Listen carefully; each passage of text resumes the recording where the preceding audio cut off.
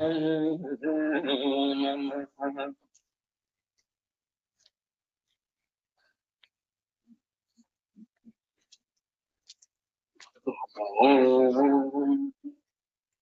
गं गणेशाय नमः।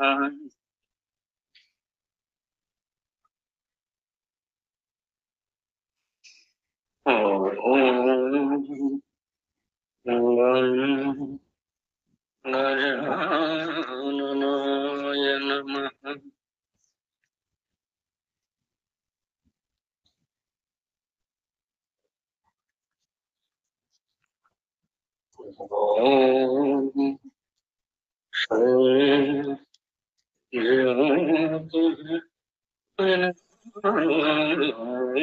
विनायकाय नमः।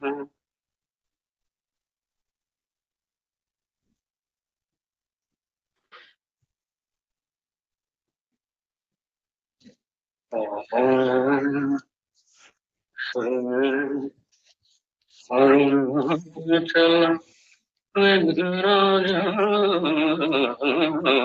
नमः।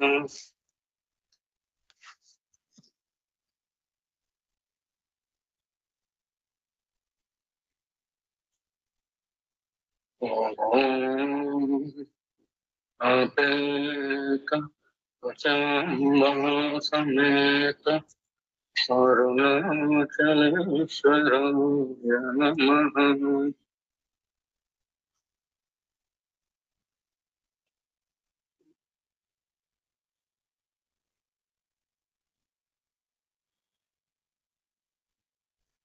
ओम श्री गुरुभ्यो नमः।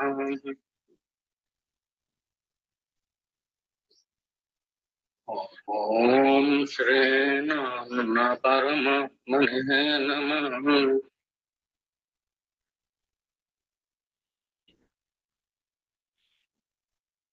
ओम श्री गुरुभ्यो नमः।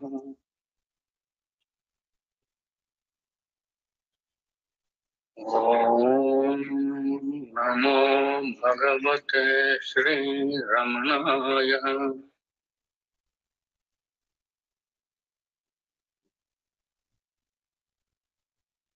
ओम श्री गुरुभ्यो नमः।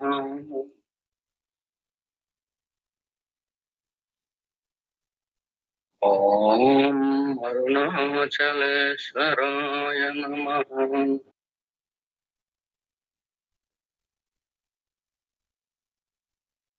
ओम अरुणगिरियोगिने नमः।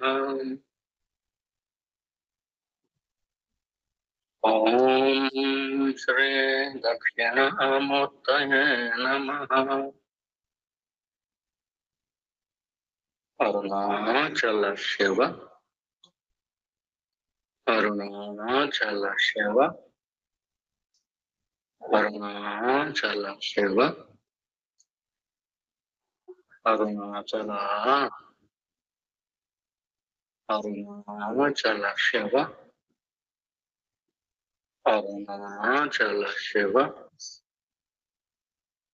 अरुणाचल शिव अरुणाचल।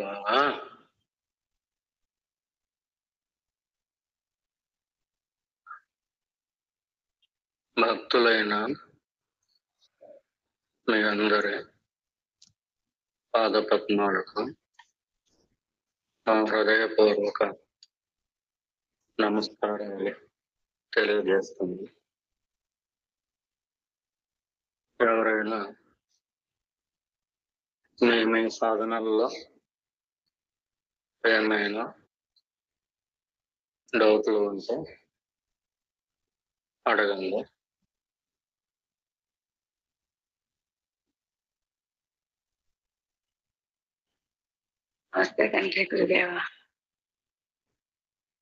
నమస్తే అమ్మ లక్ష్మి గారు. స్మరణ చేసుకోవాలనుకుంటానండి. నేను అనుకోవాలనుకుంటాను. కాసేపు బాగుంటుంది, తర్వాత అసలు ఏం చేస్తున్నా నాకు తెలియకుండా మరికొచ్చేసి ఏం తెలియట్లేదు. అయోమయంగా ఉంటాను తండ్రి. నాకైతే మిమ్మల్ని అడగాలనుకుంటాను తండ్రి.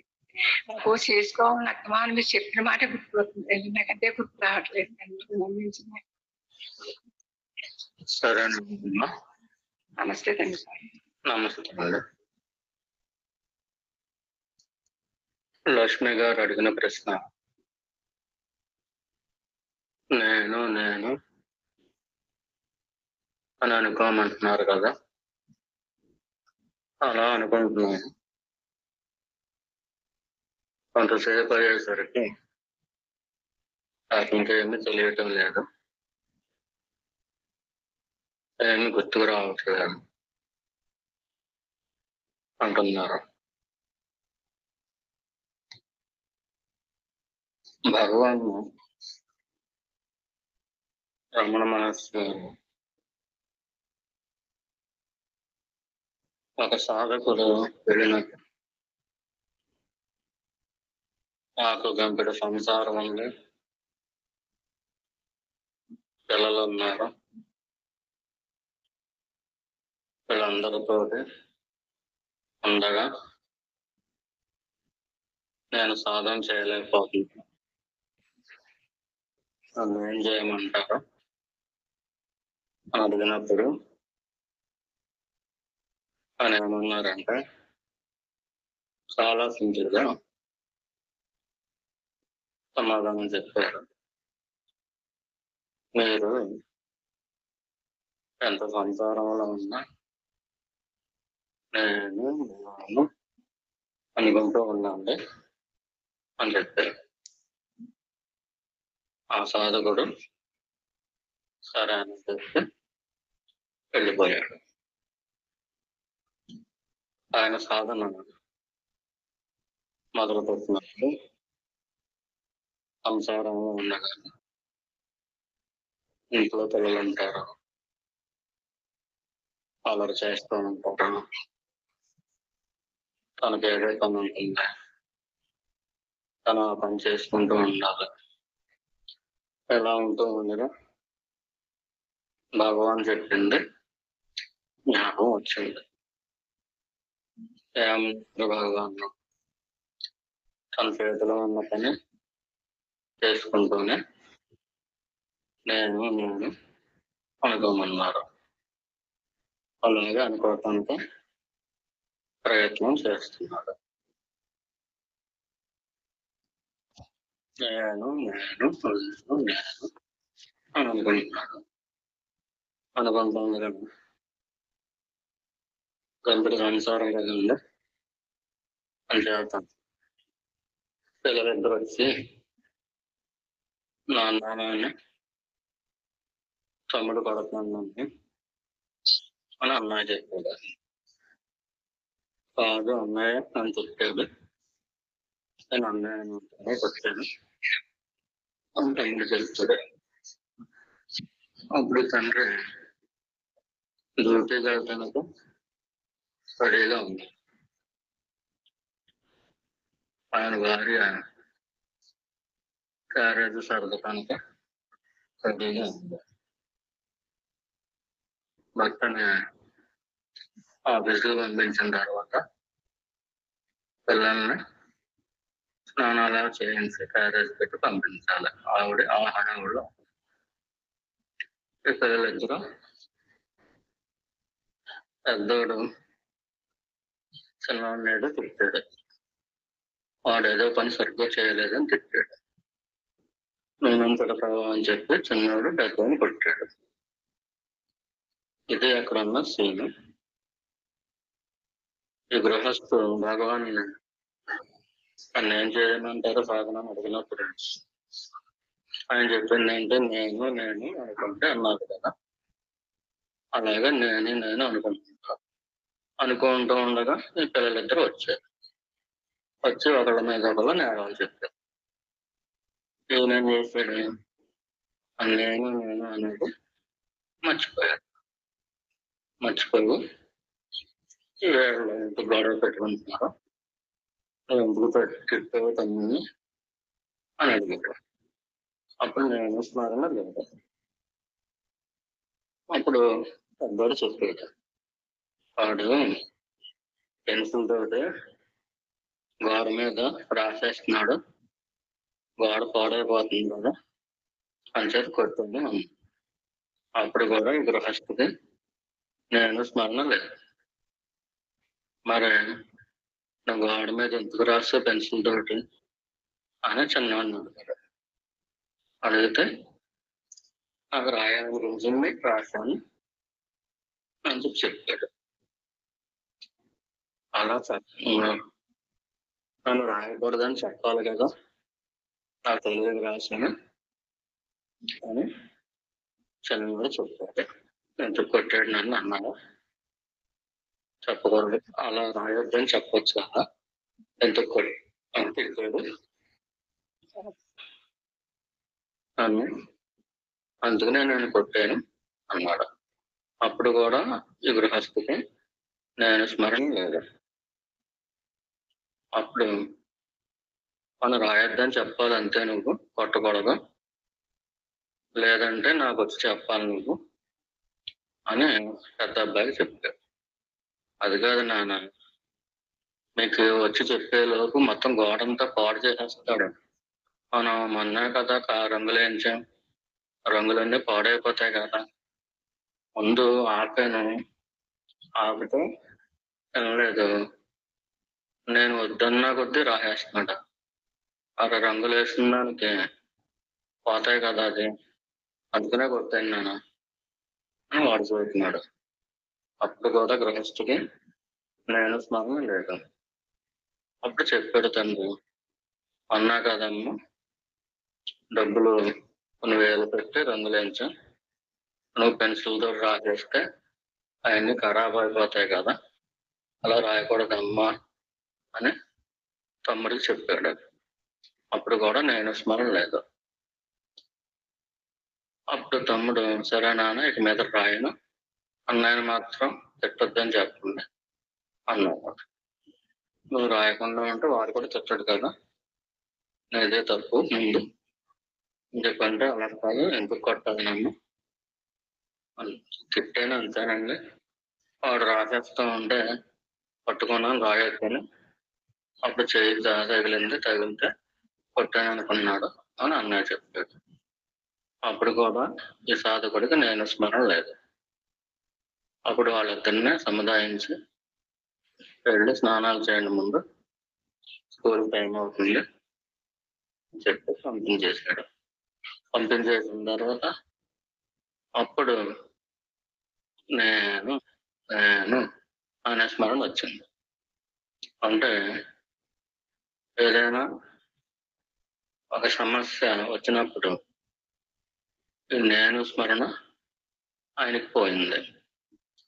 అప్పుడు అనుకున్నాడు, నేను నేను నేను అని అనుకుంటా ఉంటే అంతటి నేను సింగిల్గా ఉన్నప్పుడు, ఒంటరిగా ఉన్నప్పుడు, నా సొంత పనులు చేసుకుంటున్నప్పుడు, స్నానం చేస్తున్నప్పుడు, కళ్ళు తుడుచుకుంటున్నప్పుడు, టిఫిన్ చేస్తున్నప్పుడు నేను స్మరణ బాగానే చేయగలిగాను. కానీ ఏదో చిన్న గొడవ వచ్చేసరికి ఆ గొడవలోకి వెళ్ళిపోయింది మనసు, నేను స్మరణ రాలేదు అని అనుకున్నాడు. ఇప్పుడు వచ్చింది కదా, వెళ్ళి పట్టుకుందాం అనుకున్నాడు. అనుకుని నేను అనుకుంటూ భార్యని క్యారేజ్ రెడీ చేసావా అని అడిగాడు. రెడీ చేస్తున్నా, పట్టుకెళ్తుంది. వచ్చేటప్పుడు సంతలో నుంచి కూరగాయలు ఉంది అని అడిగాను. ఏం కూరగాయలు తింటారు అంటే పొట్లకాయలు, కాయకాయలు తండ్రి, ఆకుకూరలు కూడా ఉంటాయి తండ్రి అని అడిగింది. అప్పుడు కూడా నేను స్మరణ మర్చిపోయాడు. భార్యతో మాట్లాడుతున్నప్పుడు సంతలో ఉన్న పొట్లకాయలు, కాకరకాయలు, ఆకుకూరలు అవి గుర్తుకు వచ్చాయి. అప్పుడు కూడా నేను స్మరణ మర్చిపోయాడు. సరే అని చెప్పి బయలుదేరాను. మళ్ళీ మోటార్ సైకిల్ ఎక్కినప్పుడు కరెక్ట్గా నేను స్మరణ నాకు వచ్చింది. ఓహో, ఇప్పుడు దాకా మర్చిపోయాను కదా, నేను పిల్లలు గొడవ పెట్టుకున్నప్పుడు మర్చిపోయాను. అలాగే భార్య పని చెప్పినప్పుడు కూడా ముందు జ్ఞాపకం ఉంది, తర్వాత మర్చిపోయాను. సరే బండి ఎక్కినప్పుడు భగవాన్ దయ వల్ల ఇప్పుడు మళ్ళీ జ్ఞాపకం వచ్చింది అని చెప్పి బండి ఎక్కి అనుకుంటూ నేను అనుకుంటూ వెళ్తున్నారు. బండికి వెళ్తూ ఉంటే వాళ్ళ ఆఫీస్లో చెక్కింగ్ ఉంది కదా, ఆ చెక్కింగ్ లో మనం పెద్ద చేసామా లేదా అని తలంపులు వచ్చినాయి. ఆ తలంపులు వచ్చినప్పుడు ఆ తలంపుల్లో కొట్టుకుపోయాడు. అక్కడే ముందు అంతసేపటికి రెడ్ సిగ్నల్ వేసాడు. వేసేసరికి బండి ఆపాడు. ఆ రెడ్ సిగ్నల్ చేసినప్పుడు బండి ఆపినప్పుడు మళ్ళీ నేను అనే స్మరణ అప్పుడు జ్ఞాపకం వచ్చింది. భగవాన్ దయ వల్ల నేను ఆఫీస్ గొడవల్లోనూ కుటుంబ గొడవల్లోనూ ఆ మనస్పతులైనా కానీ ఎలాగ అప్పట్టు భగవాన్ అనుగ్రహం వల్ల నాకు జ్ఞాపకం వస్తుంది. నేను అని సరే ఇప్పుడైనా చేసుకుందాం నేను అనుకుంటూ ఉంటాం. ఈలోపు గ్రీన్ సిగ్నల్ పడింది. మళ్ళీ బయలుదేరాడు. మళ్ళీ నేను అనుకుంటూ ఉండగా వాళ్ళు స్కూల్లో ఫీజు కట్టాలని చెప్పారు కదా, దారిలో వెళ్తా కట్టేద్దాం అనుకుని ఆ స్కూల్ దగ్గరికి వెళ్ళి కట్టేద్దాం చూస్తే అప్పుడు లోపలికి వెళ్ళేసరికి నేను స్మరణ మర్చిపోయాను. వాళ్ళకి దగ్గర పడుతున్నప్పుడు నేను స్మరణ మర్చిపోయాను. కట్టేసి వచ్చేటప్పుడు మళ్ళీ జ్ఞాపకం వచ్చింది. నేను అనుకుంటా మళ్ళీ బయలుదేరాడు. ఆఫీస్కి వచ్చాడు. కొలీగ్స్ వస్తే అందరూ చూసేసరికి వాళ్ళకి చూసేసరికి ఇతను కూడా వచ్చేసరికి అప్పుడు మళ్ళీ నేను స్మరణ మర్చిపోయాను. పనిలో పడిపోయాడు. మధ్యాహ్నం దాకా పని ఉంది. లంచ్ బ్రేక్ ఇచ్చే ముందు అది కరెక్ట్గా నేను అనే స్మరణ వచ్చింది. అప్పుడు మళ్ళీ కొంతసేపు చేస్తున్నారు, ఫోన్ చేస్తున్నారు. అప్పుడు కొంతసేపు స్మరణ వచ్చింది.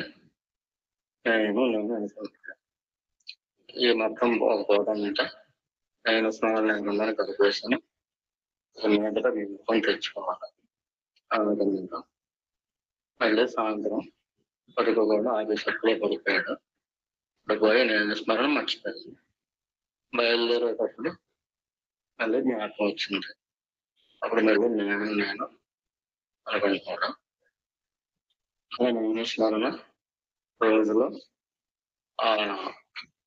పూర్తిగా కాకపోయినా అప్పుడప్పుడు భగవాన్ యొక్క అనుగ్రహాల జ్ఞాపకం వచ్చినప్పుడల్లా అలా చేసుకుంటున్నాను. ఇది కొంతమంది సాహిత్యకులకు ఉదాహరణగా చెప్పింది. ఇప్పుడు ఈ అమ్మగారు అడిగింది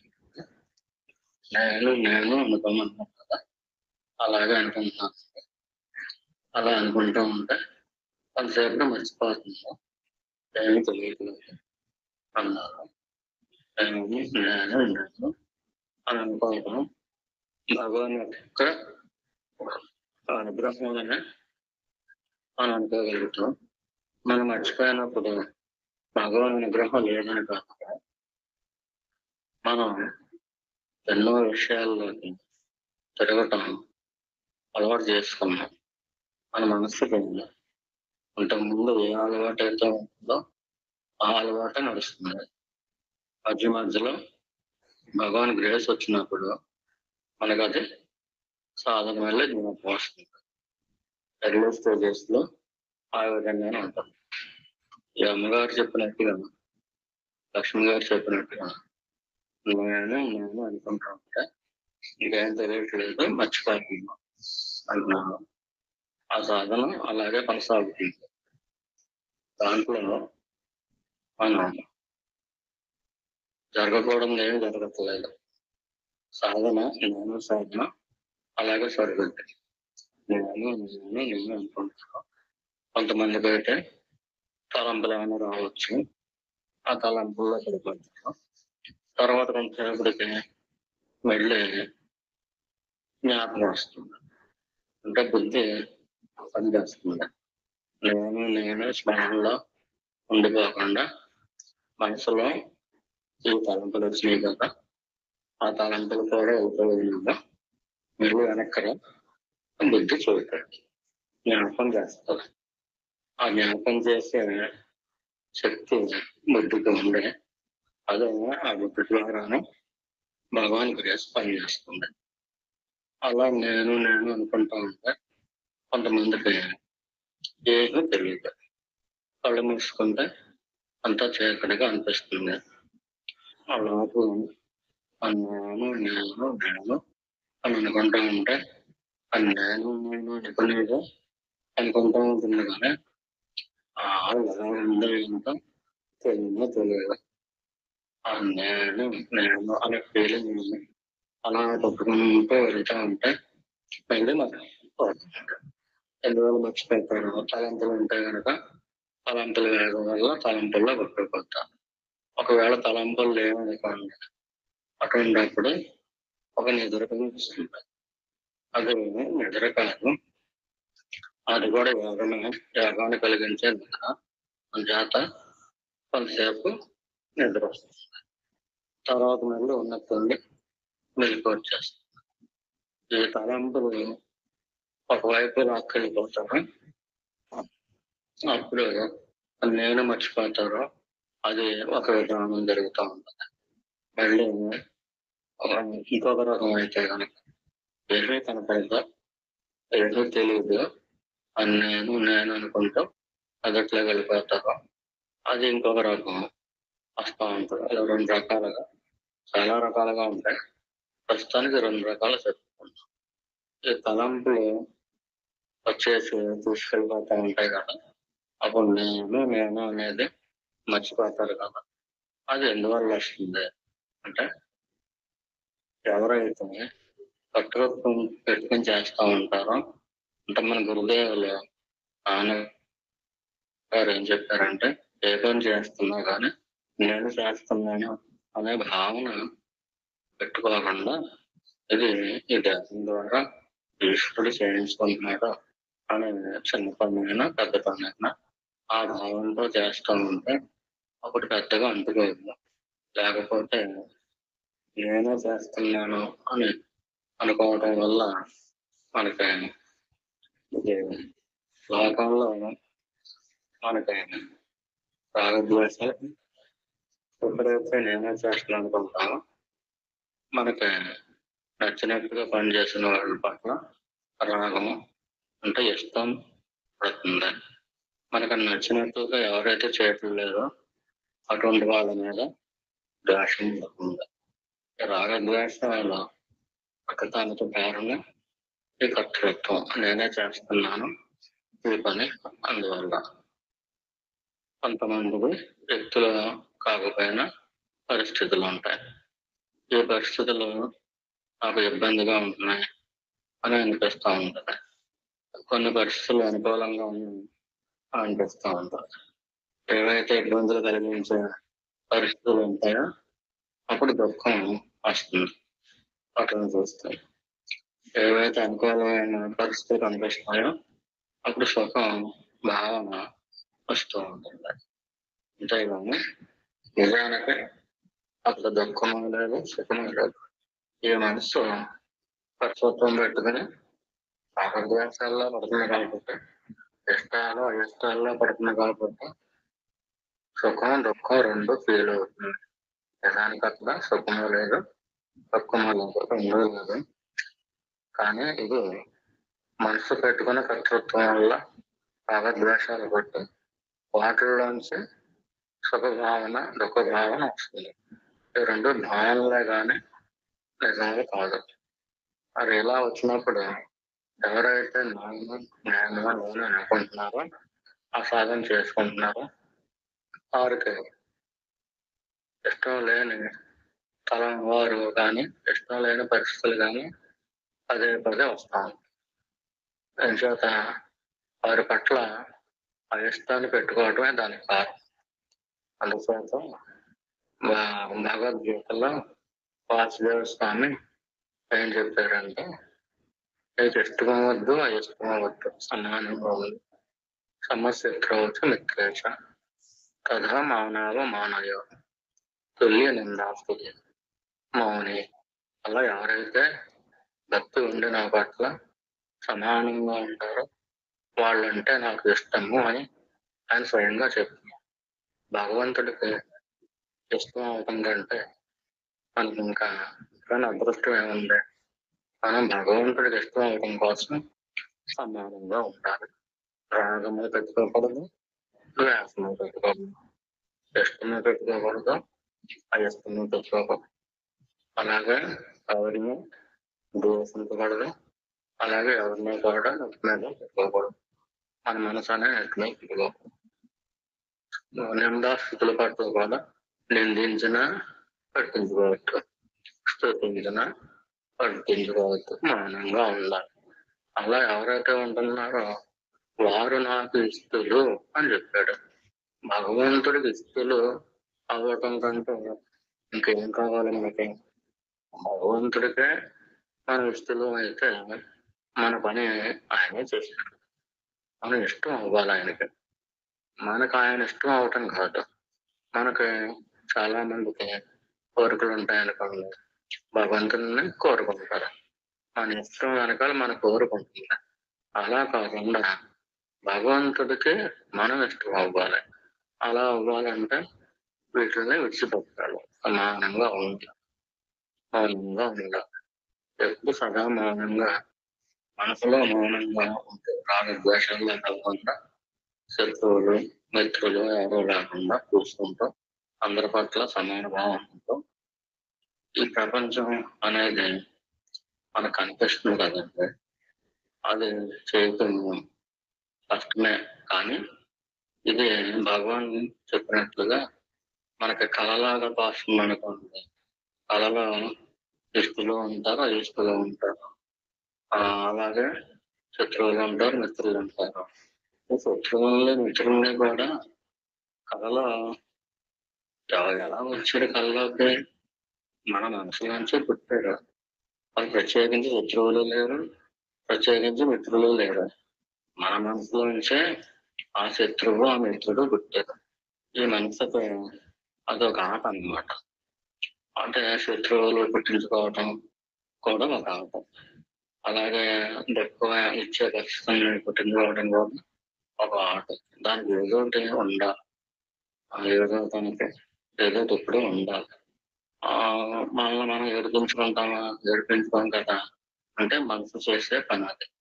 మనసు దాని దృష్టిని ఆకర్షించడానికి పిల్లలు ఏడిస్తే మనం వాళ్ళని ఏం కావాలని అడుగుతాం కదా. ఆ విధంగా అన్నమాట. దానికి ఒక ఆట అన్నమాట. దాని జోలికి రాకుండా సుఖాల్లో కానీ దుఃఖాల్లో కానీ వాడే గెంటూసి మనల్ని ఇష్టపడమనో ఇష్టపడమనో చూస్తూ ఉంటాం. ఎన్నో జన్మల నుంచి అదొక దానికి ఆట. ఈ ఆటల్లో పడిపోవటానికి మనకు అలవాటు కూడా ఉన్నాం కదా. అందుచేత నేను నేను అనుకుంటున్నప్పుడు ముందుగా జ్ఞాపకం వచ్చేవాళ్ళు మనకు ఎవరైతే ఇష్టం లేదో వారు జ్ఞాపకం వస్తారు. దానికి అర్థం ఏంటంటే మనం వాళ్ళ జైల్లో ఉన్నాం. మనకి ఎవరైతే ఇష్టం లేదో వాళ్ళు నిజంగా వస్తూ ఉంటారు అనుకోండి. నేను నేను నేను అది ఓంకారం కంటే గొప్పది.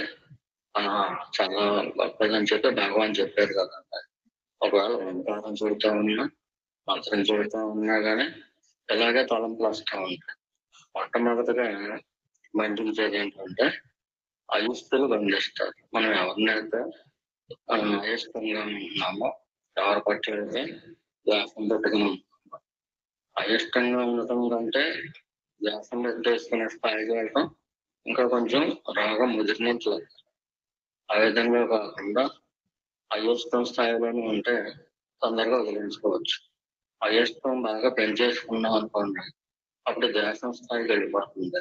అప్పుడు కొంచెం రోగం ముదిరినట్లు తొందరగా బాధను జపం చేసుకోవడానికి వచ్చిన నేను నేను నేను అనుకుంటున్నా కానీ ముందుగా మీకు తలంపులు అర్థం వచ్చేది ఏంటంటే ఎవరినైతే ఇష్టపడుతున్నారో, ఎవరైతే మీకు మిమ్మల్ని ద్వేషిస్తున్నారో, అలా మీరు వాళ్ళని ద్వేషిస్తున్నారో వాళ్ళు అర్థం వచ్చి పడతారు అన్నమాట. అప్పుడు వాళ్ళలోంచి ఆ తలంపుల్లోంచి బయటపడటానికి మీరు గట్టిగానే సాధన చేయవలసి ఉంటుంది. నిజానికి ఈ లోకం ఉంది, ఈ మనుషులు ఉన్నారు అనుకుంటున్నారు. మరి కళలో కూడా లోపం కనిపిస్తుంది కదా, ఆ కళలో ఉన్న లోపం నిజంగా ఉందంటారా? అలా ఉన్న మనుషులు నిజంగా ఉన్నారంటారా? కళలో మిమ్మల్ని ఎవరో ద్వేషిస్తారా? వాళ్ళు ద్వేషించారని చెప్పి మీరు కూడా ద్వేషిస్తారా? కళలో ఉన్న మీ శత్రువు ఎవరిలోంచి పుట్టాడు? మీ మనసులోంచే పుట్టాడు. అలాగే ఆ కళలో ఉన్న శత్రువు ఏమేమి పుట్టాడు? ఆ డైలాగ్ అని రాసింది ఎవరో? మీ సొంత మనసే. మా ఆ డైలాగులకు వ్యతిరేకమైన డైలాగులు కూడా మీ సొంత మనసే మీకు అందించింది. అంటే స్క్రిప్ట్ రచయిత అంతా మీ సొంత మనసే.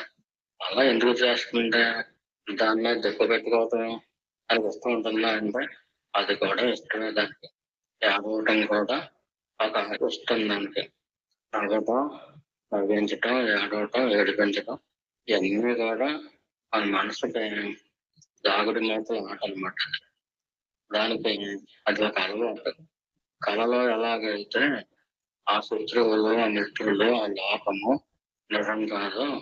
ఈ ఊళ్ళో వచ్చిన తర్వాత అవన్నీ పూర్తిగా అబద్ధాలు అని ఎలాగైతే తెలిసిందో ఇప్పుడు కూడా ఈ ఊళ్ళో కూడా కనిపించే సమస్త జగత్తు, అది మంచి వాళ్ళు అవ్వచ్చు, చెడ్డ వాళ్ళు అవ్వచ్చు, మేళ్ళ ముద్దులు అవ్వచ్చు, మొత్తం అంతా కూడా మీ మనసులోంచే పడుతుంది తప్పించి అది స్వతంత్రంగా అస్తిత్వం లేదు అని ఎప్పుడు తెలుస్తుంది? ఈ జాగ్రత్త వ్యవస్థల నుంచి మీరు ఎప్పుడైతే బయటపడతారో అప్పుడు మాత్రమే తెలుస్తుంది. ఈ లోపు తెలియదు. ఒకవేళ తెలిస్తే గనక కళలోంచి ఎలాగైతే బయటపడ్డారో అలాగే ఇళ్ళలోంచి కూడా మీ మీ సాధన వల్ల అంటే అని నిరంతరం జరుగుతూ ఉంటుంది అనుకోండి. మీ ప్రయత్నం లేకుండానే అదే జరిగిపోయే స్థితికి మీరు వచ్చేసారనుకోండి. భగవాన్ అనుగ్రహం ఆ స్థాయి వచ్చే వరకు కూడా మీరు చేశారనుకోండి. అప్పుడు మీకు తెలుస్తూనే ఉంటుంది. ఈ పాపం ఏమీ లేదు, ఈ మనసులోంచి పుడుతుంది ఇదే, ఇదంతా కూడా నిజం కాదు. ముందుగా ఈ మనసులోంచి ఏమేమైతే పుడుతున్నాయో అని మీకు తెలుస్తుంది. ఎప్పుడు తెలుస్తుంది? మనం మూలాన్ని దాటి దాన్ని ఓవర్కమ్ చేసినప్పుడు మాత్రమే మీకు తెలుస్తుంది. అప్పుడు స్పష్టంగా కళలో కళ జరుగుతున్నప్పుడు ఇది కళ నిజం కాదు అని ఎలాగైతే తెలుస్తుందో కళలో కూడా ఇది ఎలా జరుగుతుంది, ఇది నిజం కాదు, నేను నిజంగానే ఉన్నాను, నాకు ఈ గుణం టచ్ అవుతుంది, నాకు ఈ కళ కానీ ఇలా కానీ నన్ను టచ్ అవుతలేదు, నా మనసులోంచి పుట్టినవి వాటి సంగతి నేను నేను నేను ఎంత హాయిగా నేను అని అనుకోకుండా ఎంత శాంతిగా ఉంది, ఎంత శాంతి, ఎంత ఆనందం నేనే ఉందిగా. ఆ ఎందుకో పనికిరాని ఆ కళలోని దృశ్యాన్ని, వెలుగులోని దృశ్యాన్ని చూడటం నాకు అవసరం లేదు అని అనుకుని అవన్నీ దృశ్యాల కింద తెలుస్తాయి తప్పించి సాలిడ్ గా అనిపించవు. ఎప్పుడైతే మీరు నేను అని నిరంతరం అవిరళంగా అంటే విరళతో ఉండకూడదు, దానికి ఆప ఉండకూడదు. నేను అనుకుంటూ ఆ శాంతిలో కొరిగిపోతున్నారు అనుకోండి.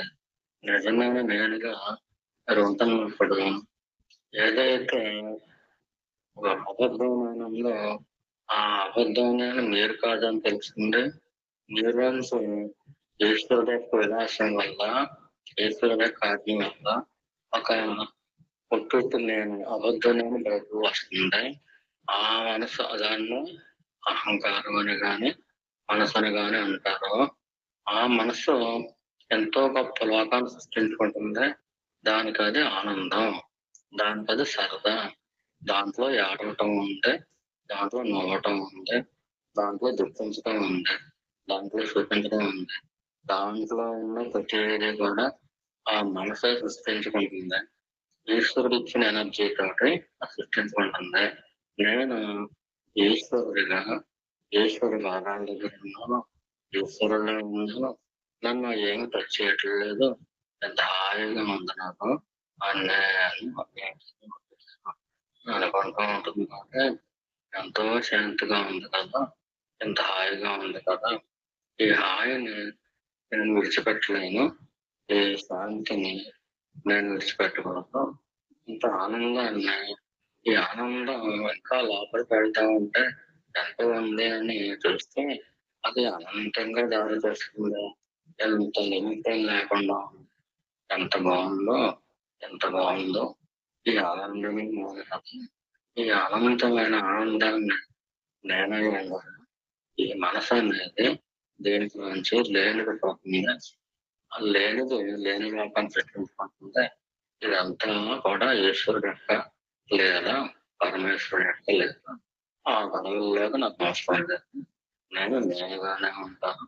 ఇలాగా నేను నేనైనా నేను నేనే నేను నేను నేనుగానే ఉన్నాను. శాంతిగానే ఉన్నాను. శాంతి నా స్వరూపం, సుఖమైన స్వరూపం, ఆనందమైన స్వరూపం, చైతన్యమైన స్వరూపం. నేను ఇప్పటికీ దేహం కాదు.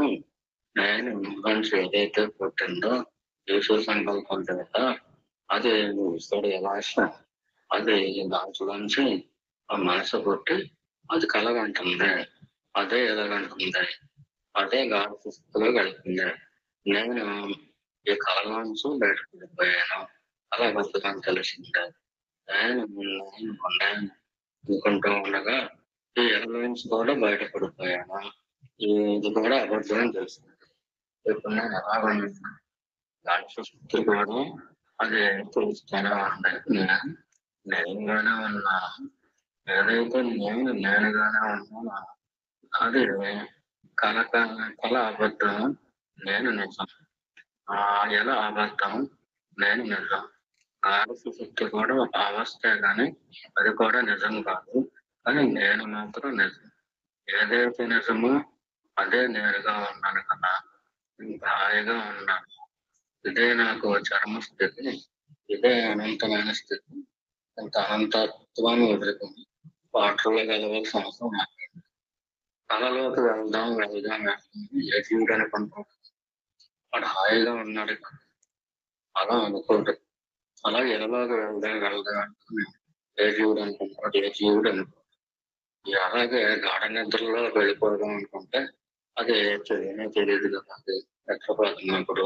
కానీ ఎవరైతే ఈ మూడో వస్తువుల్లోంచి దాటి బయటకు వచ్చారో వారు ఎలా వస్తున్నారో సింపుల్ గా నేను నేను నేను అని అనుకుంటూ ఉంటుంది చేత అవిరళంగా సాగడం వల్ల అది నిరంతరం ఇష్టపూర్వకంగా అంటే శ్రద్ధతోటి భక్తితోటి ఆనందంతో సాగటం వల్ల అప్పుడు ఆ మూఢ వస్తువుల నుంచి బయటకు వచ్చేస్తున్నారు.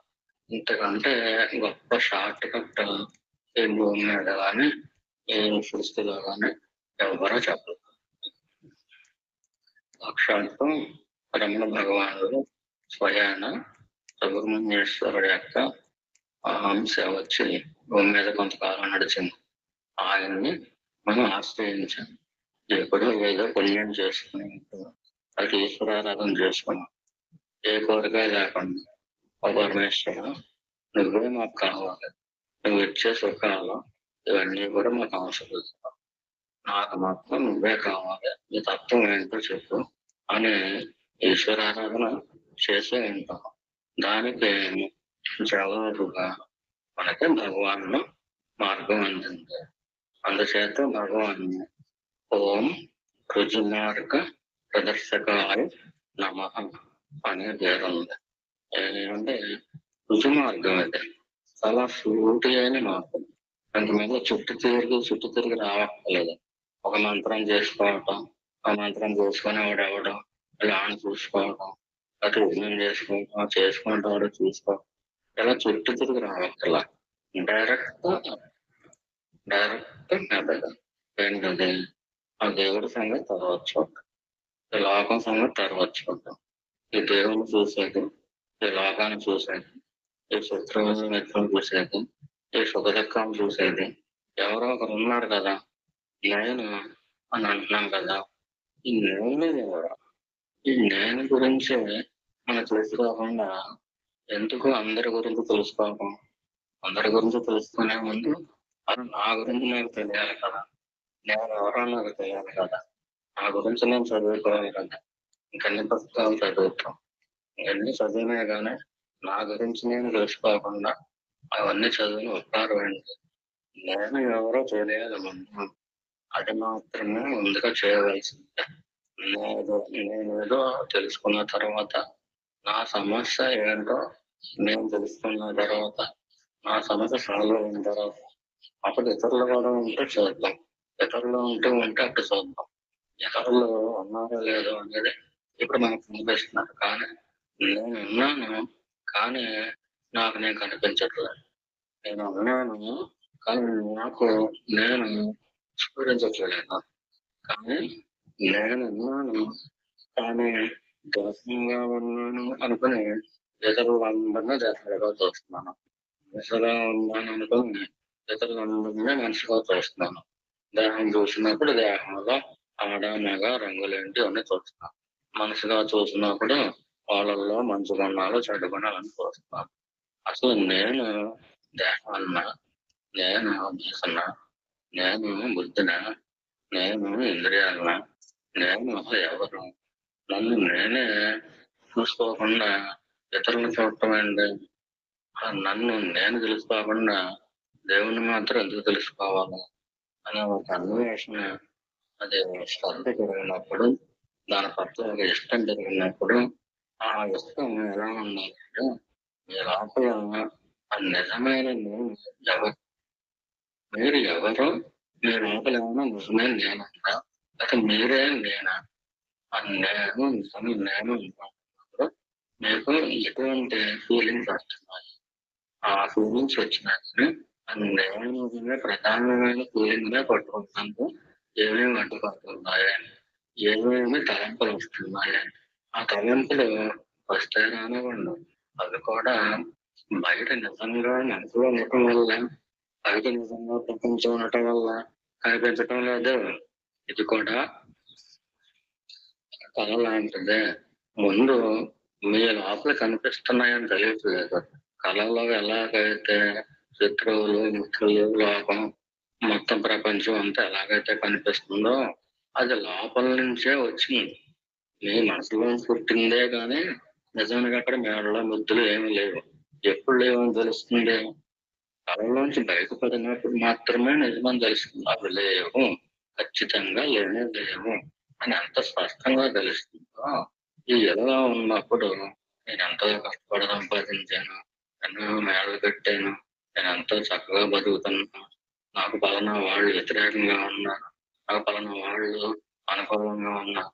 ఈ గొడవ అంతా కూడా కళ లాంటిదే, అది నిజము కానే కాదు అని ఎప్పుడు స్పష్టంగా తెలుస్తుంది అంటే ఈ జాగ్రత్త అవస్థలోంచి మీరు బయటపడాలి. ఎలా బయటపడుతున్నారు? ఈ జాగ్రత్త అవస్థ ఎవరికంటున్నారో, కళ ఎవరికంటున్నారో అలా ఇలా కూడా వాళ్ళే కంటున్నారు. వాళ్ళు ఎవరు అంటే నేనే కదా, నాకే వస్తుంది కదా, నాకే వస్తుంది ఎలా? ఈ నేను ఎవరు? కళలో ఉండగా మనకి సాధన చేయడానికి స్వతంత్రం. అందుచేత జాగ్రత్త అవస్థ అన్నది అంటే జాగ్రత్తగా ఉండవలసిన అవస్థ అని అంటాం. అలాగే జాగ్రత్తలోకి మెలకువలోకి, నిజమైన మెలకువలోకి, ఎరుకలోకి తీసుకెళ్ళిపోయే అవస్థ అనమాట.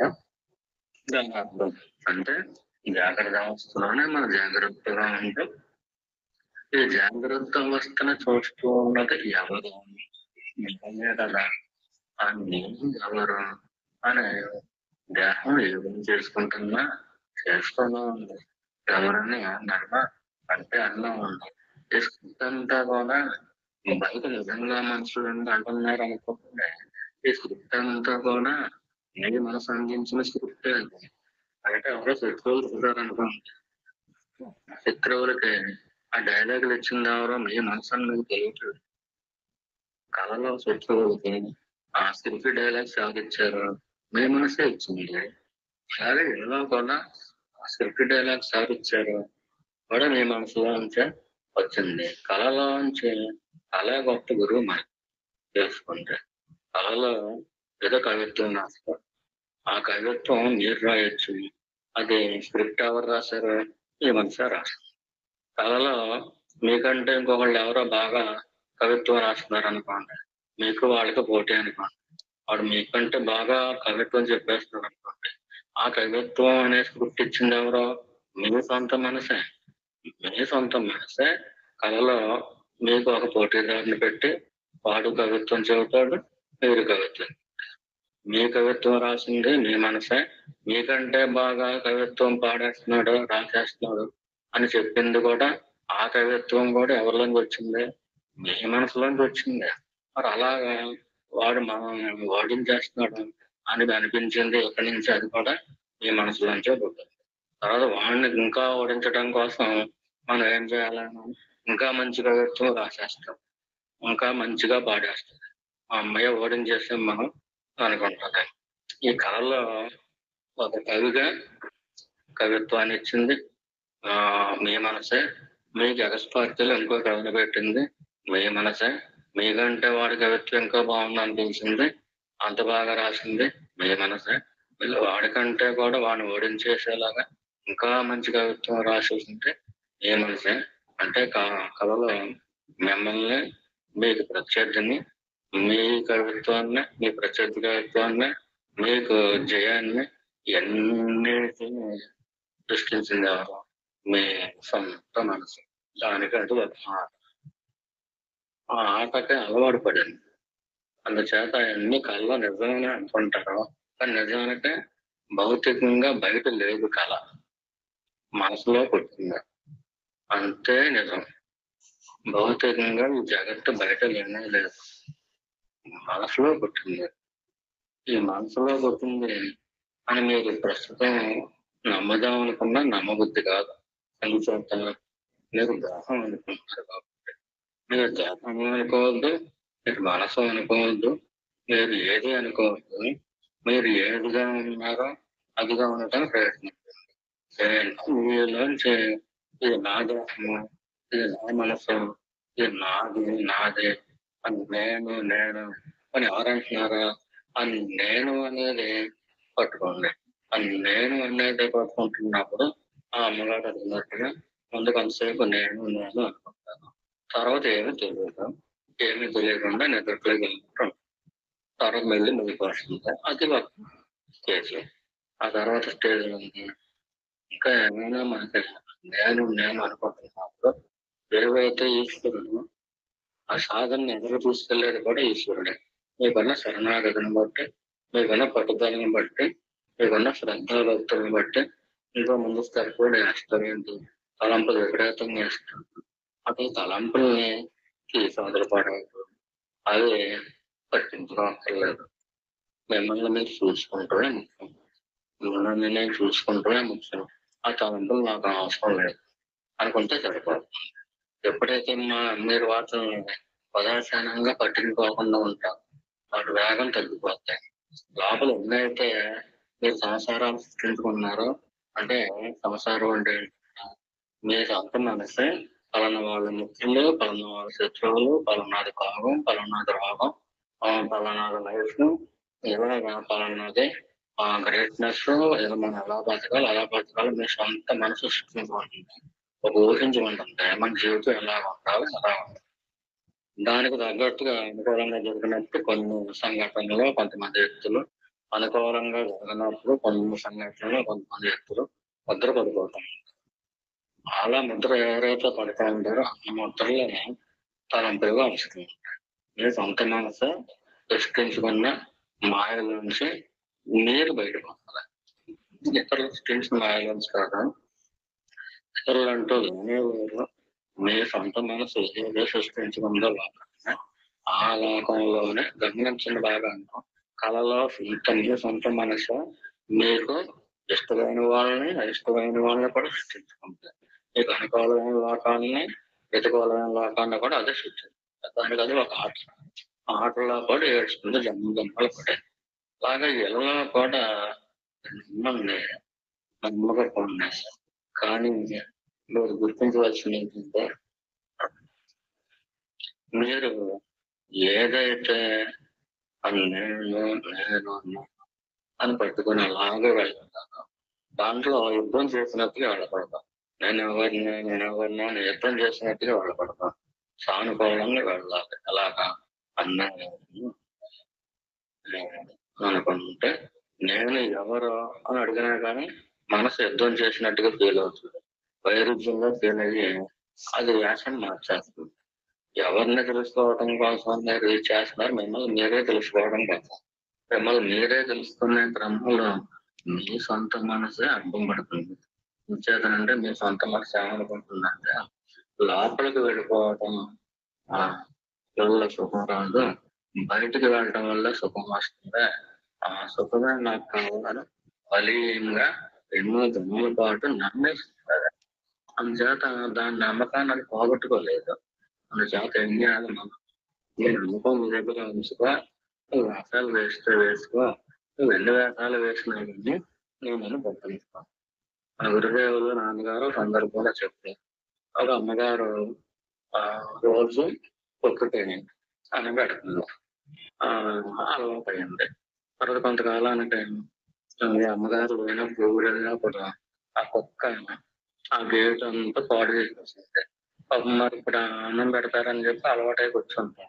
అమ్మగారు లోపల దొరికి మొత్తం అన్ని కూడా పాడు ఆ డ్రెస్సులకు చందరం అంతా చేసి పాడేస్తుంది. అప్పుడు అలా ఆయన తిట్టాడు అనమాట. నువ్వు అలవాటు చేయడం వల్ల మొత్తం ఇంకెక్కడికి వెళ్తాం మానేసి నీ దగ్గరే తింటాం మొదలెట్టింది. అది కాదు నువ్వు లేకపోయేసరికి మొత్తం అంతా పాడు చేసింది, అన్ని బాగా కొట్టేసింది. ఇంకా చూస్తే వచ్చిన తర్వాత ఈ అమ్మగారు వచ్చేసరికి తోకాడించుకుంటూ వచ్చేసింది. కానీ పాపం దానికి తెలియదు కదా, దానికి ప్రత్యేక అన్నం లేకపోయేసరికి ఆకలేసేసరికి బయటికి వెళ్ళి అలవాకపోయింది. అంచేత ఏం చేయాలో తెలియక కొండల మండలాన్ని బద్దలు కొట్టేసింది. ఈ అమ్మగారు ఏం చేసింది, గేదెట్టేసింది. అది ఆకలేసినప్పుడు అన్నం కోసం వచ్చింది. లోపల కూడా పని చేసుకుంటుంది కానీ పట్టించుకోలేదు. పట్టించుకోకపోతే మరిగింది, బాబు మరిగింది. తర్వాత 4 రోజులు అలా మరిగిన తర్వాత ఇంకా గేటు గట్ట రాళ్ళు కొట్టేట్టుని చూసింది. అప్పుడు లోపల ఉన్న అమ్మగారు గారు ఏం చేశారు, కర్ర ఇచ్చుకొని దాన్ని తరివేశారు. అప్పుడు ఇంకా రావటం మానేశారు. ఆ విధంగా మనసుకు కొన్ని అలవాట్లు చేస్తాం.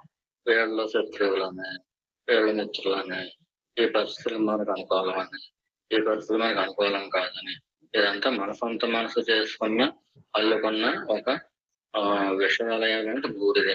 దాని గూళ్ళో దాని గూళ్ళో అదే అల్లుకున్నట్టుగా మన మనసు అలా అల్లుకుంటాం. ఆ కుక్కలాగా కొంతకాలం వస్తాయి, దైవమని నడుస్తాయి, తలంపులు వస్తాయి. వచ్చినా కానీ మనం పట్టించుకోం. ఏ మేరకు వస్తాయంటే గోడను గేటుని దూరేసి లోపల దిగేసి ఇంకా అన్ని బాగా అనుకున్నంతగా కూడా వస్తాయి. అలా వచ్చినా కానీ మనం ఏమాత్రం చెప్పు చదువుకుని పట్టించుకోకుండా ఇదంతా నిజం కాదు, ఇదంతా సాధించలే, ఇలా ఎప్పటికీ చూడడం సాలిడ్గా కాదు, నిజమే కాదు. అలా ఎలా కలిసి సాలిడ్ కాదు, ఇలా కూడా సాలిడ్ కాదు అని చెప్పి ఎప్పుడైతే మన ఆ నిర్ణయానికి వచ్చి ఆ అనుభూతి చెందుతూ ఉండేదండి. అది బుద్ధి ద్వారా గమనించారు. బుద్ధి ద్వారా గమనించుకోండి.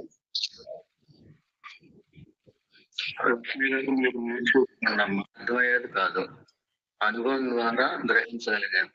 ఆ స్థాయికి వచ్చినప్పుడు మనం ఖచ్చితంగా ఏదైతే నేను అందో ఆ నిజమైన నేను అందో అదిగా ఉండగలుగుతున్నాము. అప్పుడు ఏ స్వప్నాలోంచి, జాగ్రత్తలోంచి, వాటి నిద్రలోంచి, 3 అవస్థల్లోంచి బయటపడతాము. ఈ త్రిపురాల్లోంచి బయటపడతాం. అప్పుడు పరమేశ్వరుడు త్రిపురాన్ని కూడా ఛేదిస్తాడు కదా, ఆ స్థితిలోకి వస్తాం.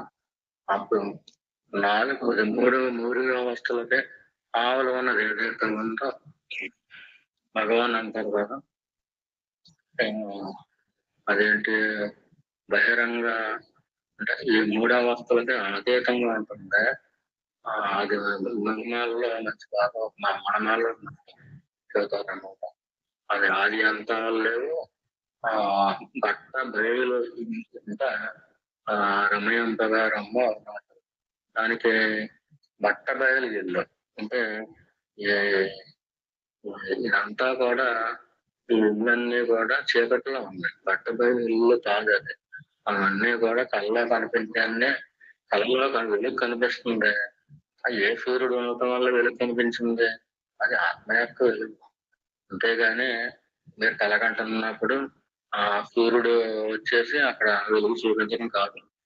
అలాగే రాత్రి అయినా కానీ సూర్యుడు లేకపోవడం వల్ల వచ్చిన చీకటి కాదు. అది ఎంత నిజమో అలాగే ఎలా కూడా ఈ సూర్యుడు, ఈ చంద్రుడు, ఈ రాత్రి పగలు ఇవన్నీ కూడా ఆ సూర్యుడి నుంచి వచ్చే వెలుగు కాదు, ఏమీ కాదు. ఇది కూడా ఆత్మ యొక్క వెలుగు.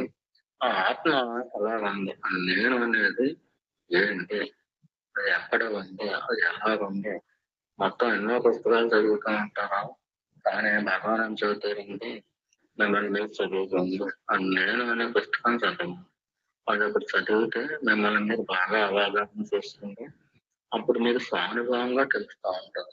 ఇతరులు చెప్పింది వినవలసిన లేదు, మీకు స్వయంగా తెలుస్తూ ఉంటుంది. పుస్తకాల్లో చూసి చెప్పినా కానీ మీకు అర్థం కాకపోవచ్చు, అర్థం అవ్వచ్చు, కానీ ఏది నిజమో అదే కావాలి. నిజమేంటి? ఈ నిజాన్ని వెతికే నేను ఎవరు నేను ఎవరు అంటే కొంతమందికి యుద్ధం చేసినట్టుగా ఫీల్ అవుతుంది. అంచేత భగవాన్ ఏం చెప్పారంటే అక్కడ వాడికి బాగానే చెప్తారు, కరెక్ట్గానే చెప్తారు. వాడికి నేను ఎవరో చూసుకో అని అనలేదు. నేను నువ్వు అన్నారు. ఇంకేదంటే వాడి గంటల సంసారంతో ఉన్నాడు కదా. బయట సంసారం ఉంది, ఆ బాధలో పడలేకపోతుంటే మళ్ళీ లోపల నేను ఎవరు అని ఒక యుద్ధం చేస్తే అది అసలు ఊరుకోదు, ఇంకా పిచ్చెక్కిస్తుంది. చేత నేను అనుకోను. అలా అనుకుంటా ఉంటే లోపల నుంచి శాంతి వైపు ప్రయాణం చేస్తున్నట్టు, శాంతిలోకి కూరుకుపోతున్నట్టు, ఒక్కొక్కసారి నిద్రగా వస్తున్నట్టు. ఒకవేళ నిద్రలోకి వెళ్లకుండా మీరు మెలకుగా ఉన్నారనుకోండి, ఆ నిద్ర ఎందువల్ల వస్తుందంటే తమోగుణం సంబంధించిన పదార్థాలు కనుక తినటం వల్ల ఎటువంటి వాటిల్లో వస్తూ ఉంటుంది. రజోగుణ పదార్థాలు తినటం వల్ల ఏమో తలంపులు ఎక్కువగా వస్తూ ఉంటాయి. అలా కాకుండా సత్వగుణ పదార్థాలు మీరు తింటున్నారు అప్పుడు ఎప్పుడైతే తమోగుణ పదార్థాలు తినరో, రజోగుణ పదార్థాలు తినకుండా సత్వగుణ పదార్థాలు తింటారో ఇప్పుడు మీ మనసు ఎలర్ట్ గా ఉంటుంది. ఎప్పుడైతే మైండ్ ఎలర్ట్ గా ఉంటుందో నిద్రలోకి వెళదామో అదే ఆ నిద్ర స్థానంలో ఒక ప్రశాంత స్థితి, ఒక ఎంతో ఆనంద స్థితి మీకు తెలుస్తూ ఉంటుంది. మీరు ఆల్రెడీ తమోగుణ పదార్థాలు, రజోగుణాన్ని ఇచ్చే పదార్థాలు తిని వేసే ఈ బొమ్మలు నింపుకున్నాడు అనుకోండి, అది మనసు మీద ప్రభావం చూపించడం వల్ల ఆకు తలంపులైనా వచ్చేస్తూ ఉంటాయి, లేకపోతే చెట్టు నింపు పైన వచ్చేస్తూ ఉంటుంది. అలా కాకుండా మైండ్ ని అలర్ట్ గా ఉంటుంది. నేను నేను నేను అలా అనుకుంటా ఉన్నప్పుడు మీరు సత్వగుణ పదార్థాలు మాత్రమే మాత్రం చేత మైండ్ అలర్ట్ ఉంటుంది కాబట్టి మీ మనసుకే, మీ సొంత మనసుకే తెలుస్తూ ఉంటుంది. ఏమని తెలుస్తుంది అంటే మీకు ఎంత ఆనందంగా ఉందంటే అలా అనుకుంటా ఉంటే ఎంత హాయిగా ఉందంటే ఈ హాయి భౌతికమైన ఏ పదార్థంలోంచి రాదు కదా. ఇటువంటి హాయి, ఇటువంటి సుఖం భౌతికమైన ఒక ఐస్ క్రీమ్ తిన్నా, అదొక బిర్యానీ తిన్నా, ఇంకోటి తిన్నా, ఏం చేసినా కానీ అటువంటి సుఖం కాదు కదా ఇది. ఇది ఇంద్రియాల ద్వారా అందే సుఖం కాదు, ఇది దేహం ద్వారా అందే సుఖం కాదు, ఇది మనసు ద్వారా అందే సుఖం కాదు. అంటే వాటన్నిటిని మించి ఉండేది. ఎంత బాగుందో, ఎంత బాగుందో అని ఒకసారి కనుక ఆ సుఖానికి అలవాటు పడుతూ ఉంటే మీరు అన్నేమి మీరు పట్టుకోవడం కాదు, ఇప్పుడు మీ మనసులో వెళ్ళి అక్కడే కూర్చుంటుంది. ఎంతమందితో మాట్లాడుతూ ఉన్నా మీరు నేను నేను నేను అని స్వరం తెలుస్తూనే ఉంటుంది. లోపల హాయి కూడా తెలుస్తూ ఉంటుంది.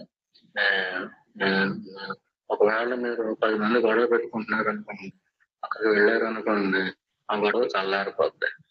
ఒకవేళ గొడవ అలా జరుగుతూనే ఉందనుకోండి, వాళ్ళ ప్రారంభం ప్రకారం నేను మాత్రం నేను శాంతిలోకి వెళ్ళిపోతూ ఉంటుంది. ఆ సుఖంలోకి వెళ్ళిపోతాం. ఒక అంతులేని సుఖాన్ని మానవలే కట్టుకుని అయ్యో వీళ్ళందరూ ఎందుకు ఇలా దక్కిస్తున్నారు అని అనిపిస్తూ ఉంటది. కానీ అది నిజం కాదు కదా. కళ ఎటువంటిదో తెలుగుకోవటం అటువంటిదే కదా. ఏం నిజం కాదని ఎప్పుడు తెలిసింది? కళ నుండి బయటకు వచ్చిన తర్వాత మాత్రమే తెలిసింది. నేను నేను అనుకోవడం వల్ల అంత చిన్న పనికి శ్రద్ధగా చేయటం వల్ల ఈ ఇళ్ళలోంచి కూడా బయటపడిపోతాయి ఒక అనుగ్రహం. ఇది నిజానికి నేను అనుకోవటం ఒక అనుగ్రహం. అదే కళలోంచి ఇళ్ళలోంచి గాఢ నిద్రలోంచి ఈ 3 అవస్థల్లోంచి కూడా బయటపడేసే అతి సూక్ష్మమైన ఒక చిన్న అతి గొప్ప రహస్యం ఇది. చాలా చిన్నది ఇదే, కానీ గొప్ప రహస్యం ఇది. త్రిపుర రహస్యం అంటే ఇది. 3 పురాలు కూడా ఇది. అంటే ఇప్పుడు 3 పురాలు అంటే కళ అనేది ఒక పురం, ఎలా అనేది ఒక పురం, గాఢ నిద్ర అనేది ఒక పురం. ఈ 3 పురాల్లోంచి కూడా బయటకు తీసుకెళ్ళిపోయే రహస్యం ఏంటి? అన్నీ నేను నేను నేను అనుకున్నది ఎవరైతే అనుకుంటున్నారో వాళ్ళు అనుకుంటున్నట్టు వాళ్ళకి తెలుసు, వాళ్ళకి మాత్రమే తెలుసు. కానీ ఇతరులు ఎవ్వరు కనిపెట్టలేదు. అందుచేత ఇది రహస్యం అన్నమాట. రహస్యం అంటే మనకు మాత్రమే తెలిసింది, ఇతరులకు ఎవరికి కూడా తెలియదు అనమాట. దాని రహస్యం అంటారు. దీన్నే త్రిపుర రహస్యం అని కూడా మనం చెప్పుకోవచ్చు. బట్ సమయం అయినట్టుంది. లక్ష్మి గారు నేను గురించి చేస్తున్నంత సంతోషం, ధన్యవాదాలు. అలాగే మన భగవాన్ అనుయాయులందరూ కూడా నేను అని అనుకుంటూ ఉండండి. అలా అనుకుంటూ ఉంటే చాలు. అది మళ్ళీ వచ్చినప్పుడు మళ్ళీ పట్టుకోవచ్చు. మనం మర్చిపోతా ఉంటాం. మళ్ళీ జ్ఞాపకం చేస్తాడు భగవాన్, అది పట్టుకోవచ్చు. ఇది ఒక భగవాన్ చెప్పిందనే కాదు, వశిష్ఠుల వారు ఇదే చెప్పారు, యశవంతుల వారు ఇదే చెప్పారు, దత్తాత్రేయ గారు ఇదే చెప్పారు. దక్షిణామూర్తి గారు అయితే ఆయన అలాగే చెప్పకుండా మౌనం గారు చెప్పారు. అందుచేత ఓకే అడిగారో ఏదైతే చెప్పారో అదంతా మౌనం వారు ఇచ్చేసారు దక్షిణామూర్తి చేత. మహానుభావులైన వారు యోగీశ్వరులైన వారు అలాగే పరమేశ్వరుడు సైతం అమ్మవారికే ఇదే బోధించాడు. అదే బోధించాడు. మనం పురాణాలు తిరిగేసిన, ఉపనిషత్తులు తిరిగేసిన అన్ని కూడా ఆఖరికి వెళ్ళండి. దేవుణ్ణి వీళ్ళందరూ తర్వాత చూసుకోవచ్చు, ముందు నీ సంగతి నువ్వు చూసుకో, వ్యాధి నువ్వు తెలుసుకో అని చెబుతారు. చేత ఇది చాలా మంచిది, చాలా గొప్పది. అలాగే 3 పురాణాలని కూడా దాటేసి నిజంలోకి 3 పురాణాలని జయించగలిగిన రహస్యం అది, త్రిపుర రహస్యం అది. ఇది చాలా గొప్పది. అని చిన్న విషయం అనుకుంటారు. మిమ్మల్ని సంసారంలో ఉంటే కాకుండా జన్మ మరణ చక్రం అనే నుంచి పూర్తిగా బయటపడేసేసి చాలా గొప్ప రహస్యం ఇది. ఈ రహస్యం ఏంటంటే మీకు మాత్రమే తెలుస్తుంది. నేను అనుకుంటున్నట్టు ఇంకెవరికి తెలియదు. మీకు మాత్రమే తెలిసి ఇతరులకు తెలియదు కాబట్టి అది రహస్యం. ఈరోజు త్రిపుర రహస్యం పేరు పెట్టుకోవచ్చు. అమ్మగారు అడిగినంతలో ధన్యవాదాలు. మరి ఒకసారి భక్తులని మీ అందరి పద్మాలకు హృదయపూర్వక నమస్కారాన్ని తెలియజేస్తుంది. నమస్కారాలు.